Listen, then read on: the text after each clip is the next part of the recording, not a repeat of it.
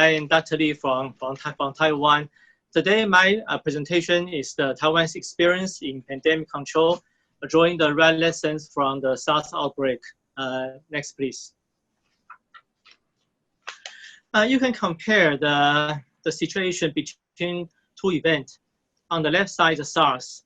At that time, Taiwan was infected about 346 patients, and with about 21% mortality rate. By this time, based on the past painful experience, there were about 443 infected cases in Taiwan with 7 deaths. The mortality rate is as low as 1.6%. And so we can see over the past 17 years, actually we think we really learn a lot from the past experiences. I would like to focus on the three parts. The next, please. The first one is about the government system enhancement. After the SARS outbreak, the most important thing I want to mention is we amended the Communicable Disease Control Act as a local infection control act. But it's very important because the major change of this amendment is to empower the government, especially the CDC, the Taiwan CDC, can enhance their capability to facing the emergency situation. For example, we set up a special task force by the infection control doctors within the CDC. So this time, they play a very important role because they are all experts in the infection control, not by the other specialties. Second is we also hold an expert committee composed by different, like public health doctors and specialty doctors and economics and so on for the expert committee within the CDC. And the third one is the most important one is actually enhance the capability of the information system, especially for the disease surveillance, connecting to the national health insurance system. I think that's a very strong system in the background after SARS. So we can, for the past 7 years, they can track the dengue fever, some local epidemic, and this time we can also track the pandemic, like the COVID-19. And another important thing after SARS is that we establishing an ad hoc Central Epidemic Command Center, or the CECC. This is the command center for the rapid response during the epidemic or pandemic like COVID-19. So this time, about 5 days after the first case in the world, the CECC was initiated very rapidly and take many very quick responses like the border restriction, travel restriction, travel advisory, and also the restriction to export some essential medical material. The fourth one is the integrating and tracking all resident traveling history, the immigration information, and health utilization together. So the physicians and the government, they can check any Taiwanese, they travel abroad, and when they come back, and so for the quarantine and their everything about their traveling history. So that's very important because 80% of our infected cases are from abroad. Only less than 20% is a domestic infection. And we're also developing and producing some rapid screening tests, vaccine, and medication. I think that's very important, just like the experience in Hong Kong and Singapore. You cannot buy any medical mask or screening agent, reagent, and the other some essential material from the other country because every country want to buy. So we need to have your domestic pipeline for this strategic material.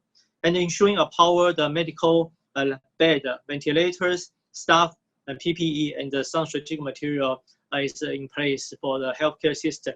And the most important, I think, is to communicate to the public and to ensure the information transparency.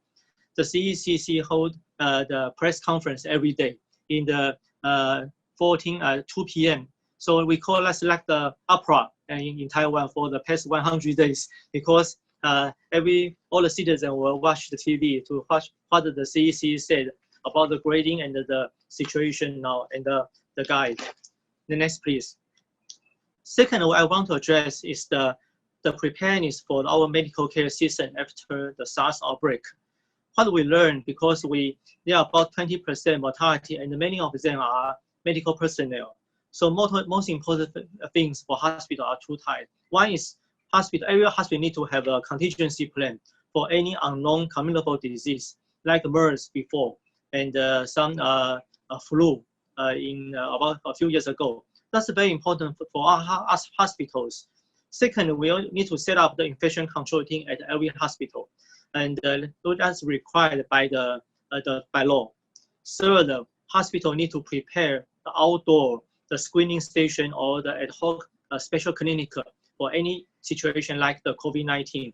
So when the CDC told us the hospital need to take action, so we need to setting up our outdoor system to protect the main building, the main health system, especially for the emergency room, because during the SARS outbreak, the first field is the emergency room. Many doctors, nurses in the emergency room got infected from the first few cases, and also induced the whole nosocomial infection within the hospital. So this time, we have very strong outdoor the screening system to protect the main building.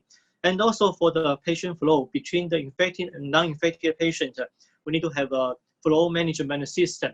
And we also have that this time.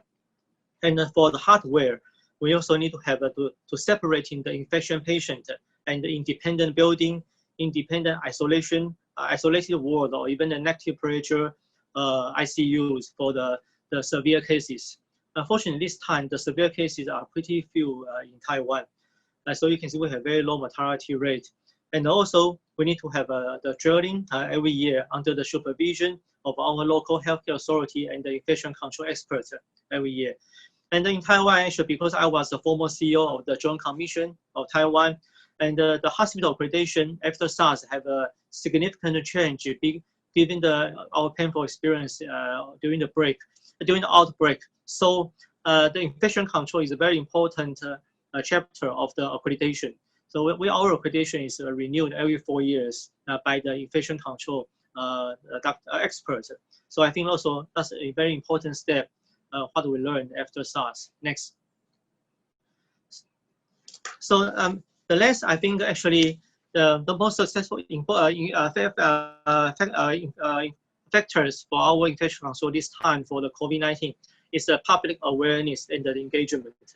First of all, after SARS, we educate our new generations from elementary school to teach them how to keep good health hygiene, like washing hands, wearing the mask if necessary for any flu or the common cold. You need to wear mask for go to school, and to check your temperature. If you have the flu or any other infectious disease, you cannot go to school, even for the children. So they have that information for the past 17 years. I think that's education is very, very important because it can arouse public awareness. Okay, there are some report about the unknown communicable disease in the other countries. So we need to wear our mask, check our temperature, because that has been a part of our habit. And the second is important, as I mentioned, because we were following up the government guide by the CECC. So if the government told us this is a grade 1, or we need to keep the social distance, or this is a grade 2, maybe you don't need to wear a mask unless you cannot maintain the social distance. So the government give us a very clear rule, and in different grades, we just following the rule. So government responding is very important. I saw some report in the other countries, and sometimes government cannot get a very clear rule, and the people may not buy in the government policy, so they'll create the chaos of the anti-infection action. And we also can told our patient you can seek the medical help at the nearest the GP or the community hospital, even the medical centers, and all the expense for the infection control were subsidized by the government. So there is no financial barrier, no financial burden for any suspect case during the COVID-19 treatment. everything was covered by the universal health coverage in Taiwan.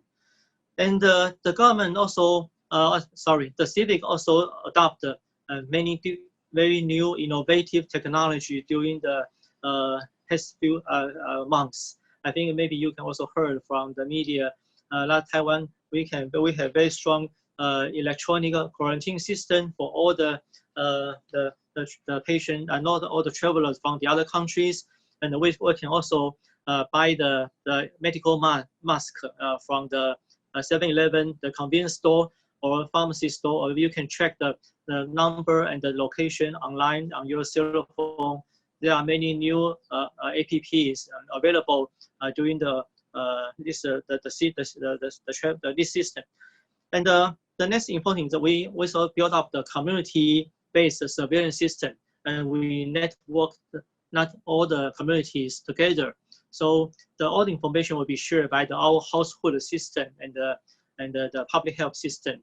So this system can connect together. So patient or even any citizen move from Taipei to south of Taiwan, all the information can be connected to each other. And finally, I think it's a collaboration among all the industries as a national team. There are a lot of things we need to produce. We cannot get that from the other country, so we need to do that by ourselves. So the government will organize all the different industries together to make ventilators, reagent, the rapid screening reagent, and the medical mask, and many other essential strategic materials for the infection control. So I think the public awareness and engagement are also important. And I just share trying to focus on what do we learn from the SARS outbreak. I think in summary, we reorganize and enhance our government system. The second, we teach hospitals how to prepare for the unknown communicable disease before it happens. And third, we educate and train our public. You need to have your self-awareness and self-discipline during any kind of the epidemic like flu or the pandemic like COVID-19. Thank you.